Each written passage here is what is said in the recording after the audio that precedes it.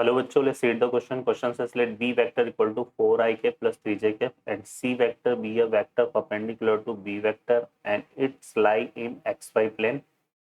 A vector in xy plane having the projection 1 and 2 along b vector and c vector is. देखिए बच्चों, यहाँ पे इस question में हमें क्या गिवन है. एक तो हमें गिवन है b वेक्टर जो कि हमें गिवन है 4ik plus 3j k.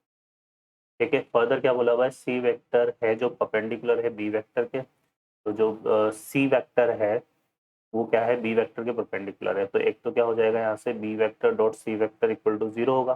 दो वेक्टर परपेंडिकुलर होते हैं तो उनका डॉट प्रोडक्ट 0 के इक्वल आता है. अब सी वेक्टर को हमें कंसिडर करना है, तो सी वेक्टर को हम एक्स वाई प्लेन में कंसिडर करेंगे. तो यहाँ से कंसिडर कर लेते हैं. Let C vector equal to, हमने कंसिडर कर लिया एक्स आई के प्लस वाई जे के. ठीक है. तो इसका इसके साथ डॉट प्रोडक्ट ले लेते हैं. तो B vector dot C vector करेंगे यहाँ से. तो यहाँ से देखो कितना आएगा, 4ik plus 3jk and dot ik plus Y jk equal to क्या आ जाएगा, 0. तो ये कितना बनेगा, 4x plus 3y equal to 0. I cap का आई कैप के साथ 1, जे कैप का जे कैप के साथ 1 और अदर के साथ 0. तो ये रिजल्ट आ जाएगा. अब इसको देखो यहाँ से अगर हम सिंप्लीफाई करें तो ये हमारा क्या बन रहा है, ये हमारा कुछ बन जाएगा y upon X equal to, यहाँ पे आ जाएगा कितना, -4/3. ठीक है.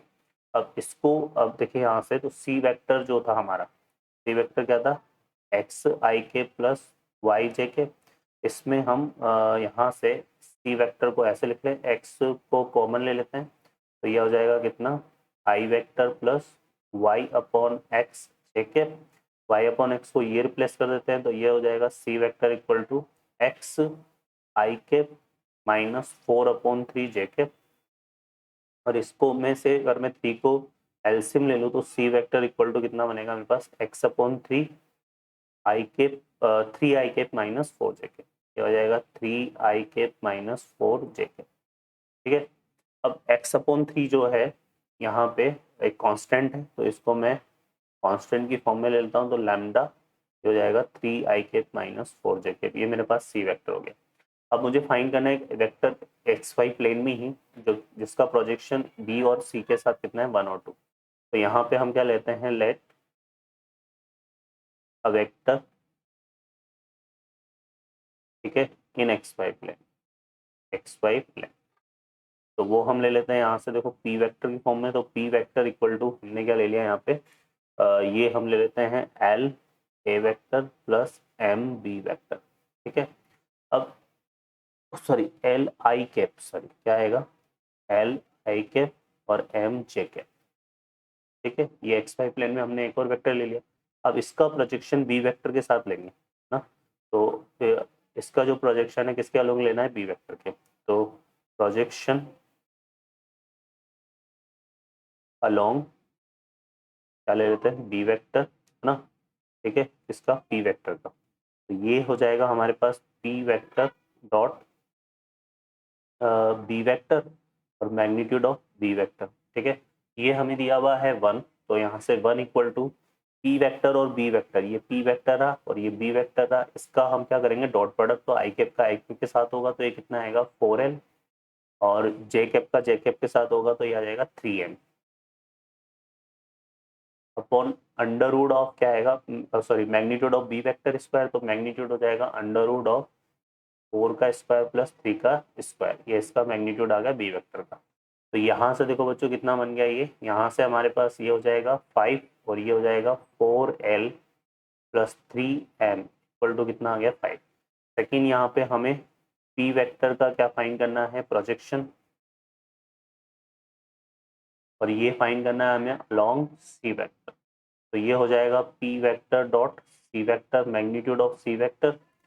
अब यहाँ पे पी वेक्टर जो है हमारे पास ये है L I cap M J cap और सी वेक्टर ये है. तो 3 लैम्डा आई कैप हो जाएगा. 3 लैम्डा को इससे मल्टीप्लाई करेंगे तो ये कितना आएगा, 3 लैम्डा एल माइनस ये हो जाएगा हमारे पास माइनस, और ये हो जाएगा 4 lambda M, 4 lambda M on under root of क्या आ जाएगा, 3 लैम्डा स्क्वायर और 4 लैम्डा स्क्वायर. ये बनेगा. तो ये कितना दिया हुआ है हमें, 2. तो यहाँ से देखो हमारे पास क्या होगा, ये हो जाएगा 25 लेमडा स्क्वायर और इसका अंडर रूट लेंगे तो 5 लेमडा, लेमडा कॉमन आके कैंसिल हो जाएगा। तो यहाँ से जो इक्वेशन बन रही है वो है 3L minus 4M equal to कितने हो गए 10। अब ये दो इक्वेशन आ गए हमारे पास 1 और 2, इसको सिंप्लीफाई करेंगे। तो सिंप्लीफाई करने के लिए क्या करते हैं हम, देखो यहाँ पे इक्वेशन 1 को हम 4 से मल्टीप्लाई कर देते हैं और इक्वेशन 2 को हम मल्टीप्लाई कर देते हैं किससे, 3 से, और इनको ऐड कर लेते हैं।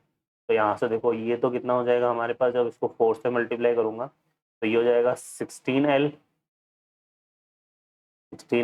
प्लस 12M इक्वल टू, और ये कितना हो जाएगा 4 5 जा 20, और इसको मैं 4 से मल्टीप्लाई करूंगा तो ये सॉरी 3 से, तो ये आ जाएगा 9L माइनस 12M, और ये कितना हो जाएगा मेरे पास यहाँ पे किससे मल्टीप्लाई कर रहा हूँ 3 से, तो ये हो जाएगा 30। तो यहाँ से देखो ये आ रहा है 25L इक्वल टू 50। तो इसको सिंप्लीफाई करने पे L की वैल्यू कितनी आ गई 2, L की वैल्यू मेरे पास आ गई 2। अब L की वैल्यू को हम पुट करते हैं इस वाले रिजल्ट पे, यहाँ पे पुट कर देते हैं। तो ये कितना हो रहा है देखो यहाँ से, ये हो जाएगा हमारे पास L की वैल्यू को अगर मैं 2 पुट करता हूँ तो यहाँ से कितना हो रहा है 32, और 20 माइनस 32 करेंगे तो माइनस का 12। तो L की जो वैल्यू है, M की वैल्यू हमारे पास आ रही है -1।